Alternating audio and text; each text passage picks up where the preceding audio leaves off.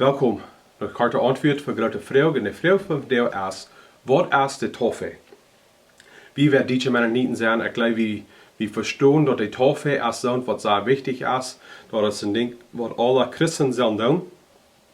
En ik wil vandaag een klein beetje reden wat de Tauffe is en hoe de wereld bewijzen dat wat in ons passiert heeft.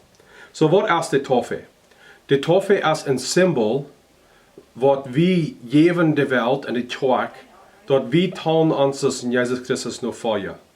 We wijzen de wereld dat Jezus Christus heeft ons geraad en dat we in Jezus Christus nog volgen zijn. En de Tauffe is een bewijs van dat wat in ons geworden is. So, het is niet dat we geraad worden door de Tauffe. De Tauffe is een bewijs dat we al geraad zijn. Wanneer we ons taufen laten, we bewijzen ons Glauben, we geven een zegen voor ons Glauben tot de wereld en tot de kerk. En we doen Jezus Christus nog feiern, wegen hij ons voorbeeld is. Jezus leidt zich taufen en we lezen dit in Matthäus kapitel 3, de 13e tot 17e vers. En door zijn taufe, Jezus geeft zich hand om eigenlijk God de Vader zijn geweld komen en hem nog volgen. En dan krijgt ze nog weg dat we door onze taufe bewijzen dat we worden Jezus Christus nog volgen.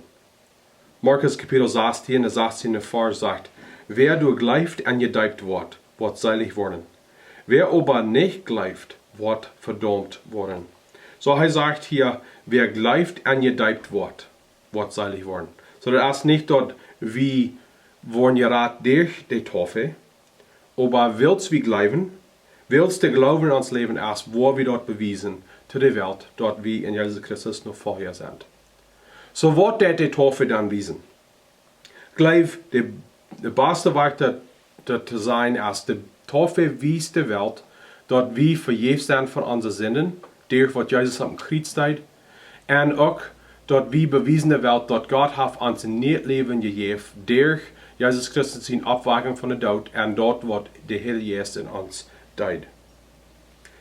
Jezus Christus, van hij op een kruis gestorven deed, hij deed eenmaal en voor alle eeuwigheid onze zinnen eeuwig brengen door zijn vergeving.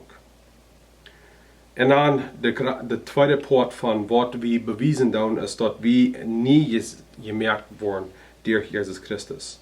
De tweede part van de rang is dat Jezus stond op van de graf. We zijn vergeven voor onze zin door Jezus Christus zijn dood. We zijn niet een mens gemerkt door Jezus Christus zijn opstoring van de dood. En zo wanneer we ons taufen laten, we bewijzen beides. So de vraag is dan vragen, waar zullen we ons laten taufen? Iedere jaar zijn er 3 wegen waar de kerk heeft mensen getauft. Eerst is der sprinkling oder waterspritzen. En dit is niet zo mout, mag ons Mennoniten, aber iedere jaar haben kerken dit gebruikt. En waarom die gebruiken dan, is die doen dat verbinden met het Oude Testament, waar God de Israëlieten door de bloed wat de tieren opgeven deden, de zin vergeven deden. Zodat wordt opgebonden met dat. De tweede weg is door water opgeven. En dit is de weg waar vele van ons Mennoniten met bekend zijn. En dit is een bewijs van wat de Geest in ons aankomen deed, wanneer we waren geboren worden. So, iedere jaar, je hebt vielleicht beobachtet, dat viele Mennoniten gemeenten haben die Taufvast op Pinksten. Wegen die willen dat taufbingen, wo de Heilige Geest aan de Christen kwam, en door wat de Heilige Geest aandeed, dan kregen die ware geboorte. Maar het is wichtig dat we verstaan dat de Tauffe brengt niet de ware geboorte. De ware geboorte zulde al zijn, en de Tauffe wijst pas dat de ware geboorte al passiert is, wils we geraad zijn door Jezus Christus.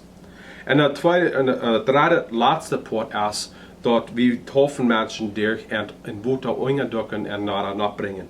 En dit is een bewijs waar we begroefd worden met Jezus Christus. In zijn dood, onze zinnen worden begroefd met hem, die worden vergeefd. En dan zijn we van water uit gebracht. We komen tot nieuw leven, waardoor we Jezus Christus nog volgen doen in onze ware geboorte. So, wat is de rechte van deze 3?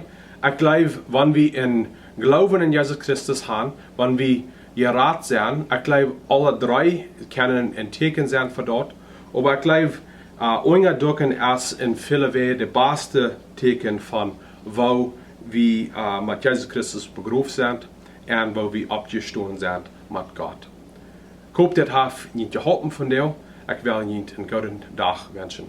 God te zijn.